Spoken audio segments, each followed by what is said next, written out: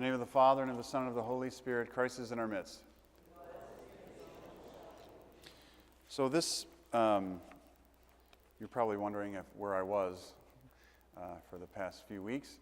I had been on, not only the Clergy Laity Conference, also a pastoral visit, which was in Philadelphia for 5 days.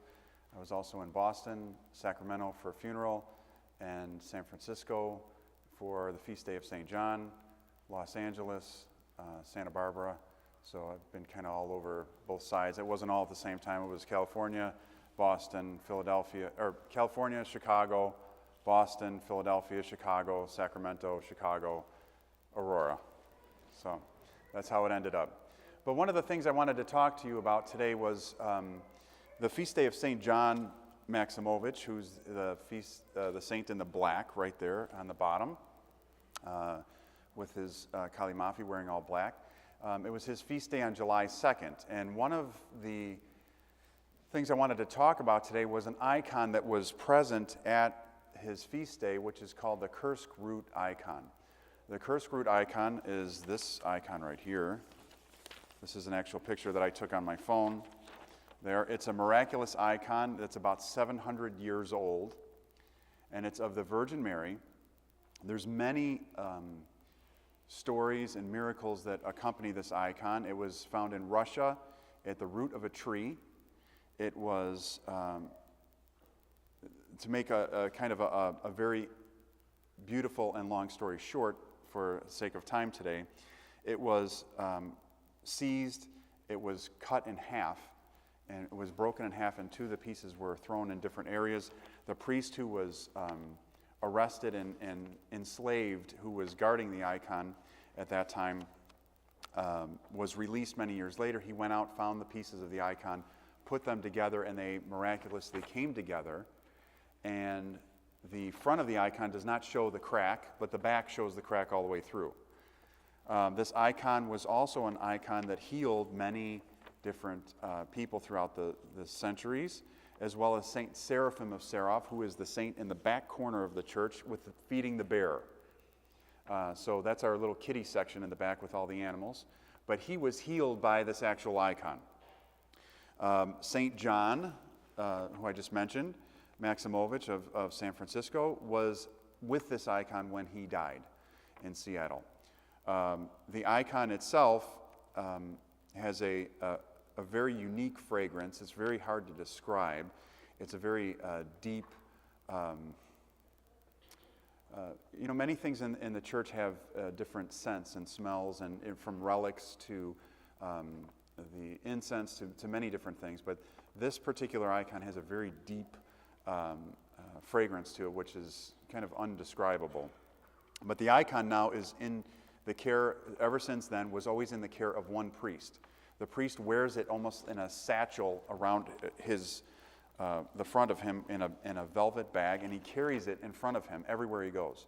And it's one priest who's never allowed to leave the site of the icon because it had been attempted that it was destroyed many times throughout history. I wrote about this in my Champion article that's coming out in a few days, so I won't tell you everything today about this icon, but I did have the chance with my family to see this icon 4 times. Once at the Vespers and Orthros service at the cathedral on the feast day of St. John. When I served liturgy there, the icon was present. I had breakfast at the dean of the cathedral's home, and as I was eating breakfast, I look over on the other side of the table, and there's the icon sitting on the other side of the table because he was in charge of it for that period of time.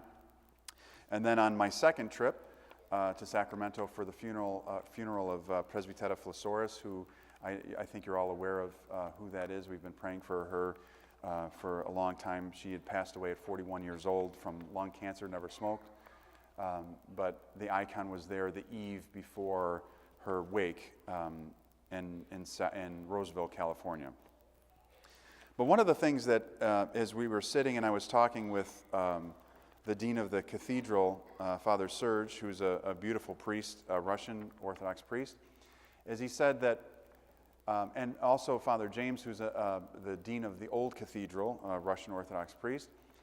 They both mentioned one story that was interesting, and they said that when this icon is in foreign countries, whether it's Australia, whether it's Russia, whether it's England, wherever it goes, he said sometimes the crowds wait 10 to 12 hours in line to venerate the icon for a split second. 10 to 12 hours. Now we think, from our perspective, that the only time you'd see somebody waiting 10 to 12 hours for anything is to get a $29 large screen TV at Best Buy on Black Friday, right? Or to get tickets to whatever the new fad concert is. But in countries where they understand what this icon is all about, the miraculous nature of this icon, they wait 10 to 12 hours for 1 second.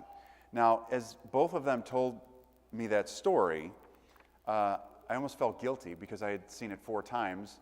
I had breakfast, I got to look at it, examine it, touch it, feel it, smell it, spend literally hours with this icon. And there's others, people in other parts of the world who just get a glimpse of it for a split second.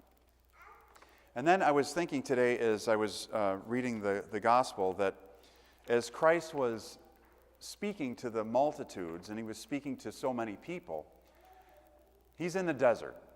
So you just have to picture this, if you can, in your eyes, that he's in the desert and he's speaking to 5,000 people. Why is he in the desert?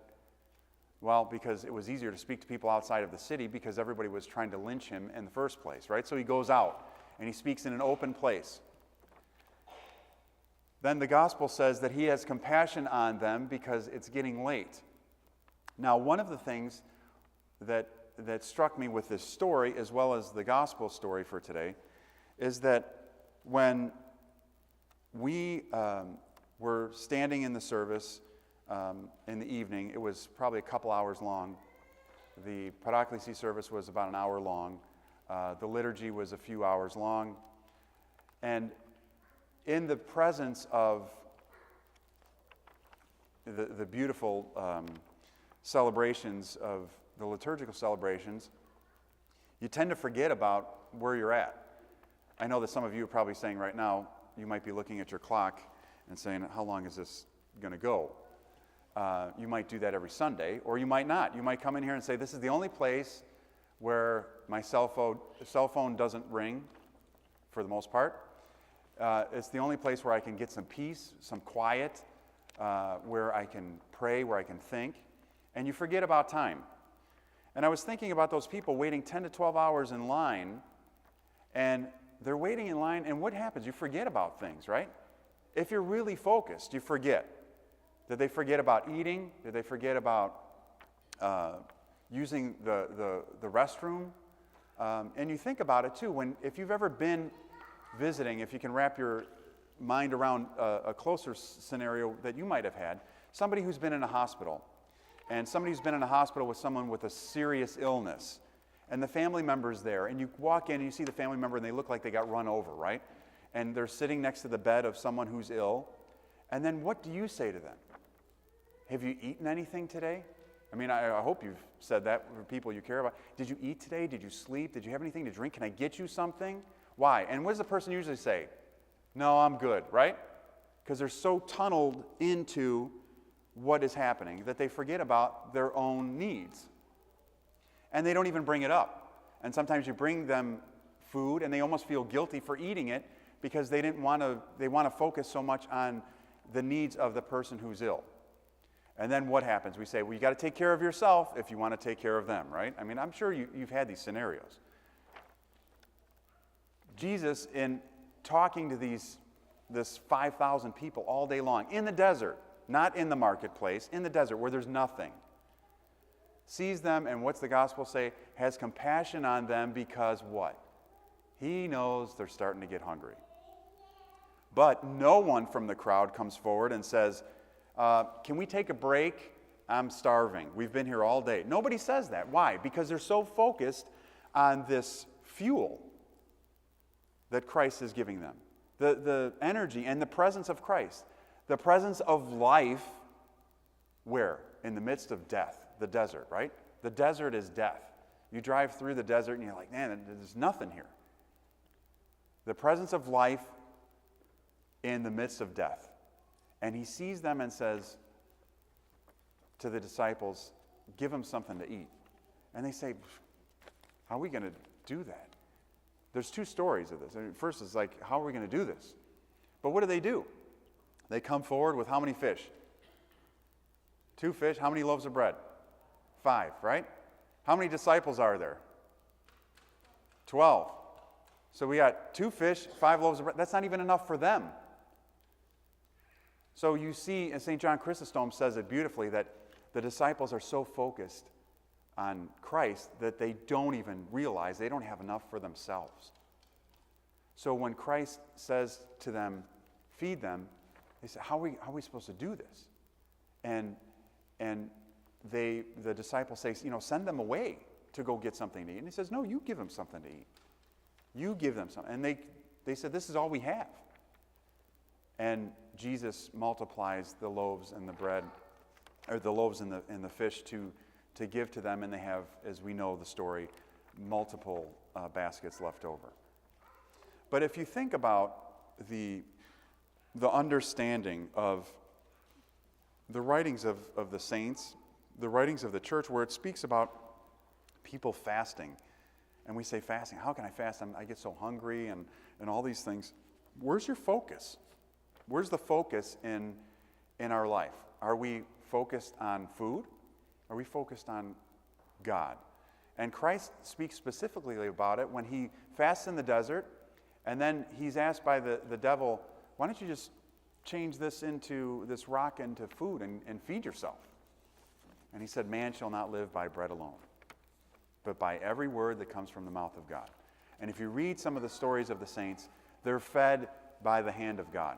You cannot survive. St. Mary of Egypt, right up here, could not survive without God's grace in the desert. She lived in the desert for multiple years.